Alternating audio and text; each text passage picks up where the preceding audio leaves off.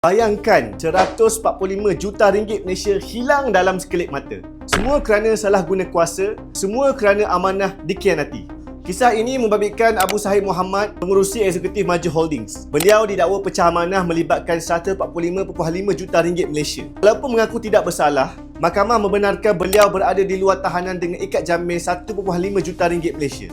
Wang itu berkaitan projek lebuh raya Putrajaya ke KLIA ataupun MAX 2, duit yang sepatutnya dibayar dari akaun escrow Bank Islamic Berhad untuk Golden Base Construction didakwa telah disalahgunakan. Tempoh kesalahan pula bukan sehari dua. Ia berlaku sepanjang 12 Januari hingga 13 Jun 2018. Mengikut Seksyen 409 Kanun Kesesaan, jika sabit kesalahan, hukuman maksimum adalah 20 tahun penjara, sebatan dan denda.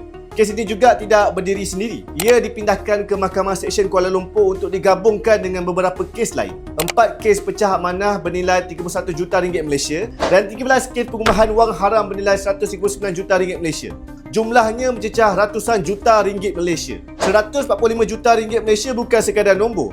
Ia boleh menentukan jatuh bangun sebuah syarikat, runtuhnya kepercayaan pelabur dan masa depan ratusan pekerja yang bergantung hidup. Bayangkan kalau perkara sebegini berlaku pada bisnes kita sendiri, siapa yang akan tanggung kerugian? Inilah sebabnya integriti dalam perniagaan bukan pilihan, tetapi keperluan. Duit boleh dicari semula, tapi bila kepercayaan hilang, ia mungkin tidak akan kembali. Saya Aizudin Samni, Ideas that Move Malaysia Forward.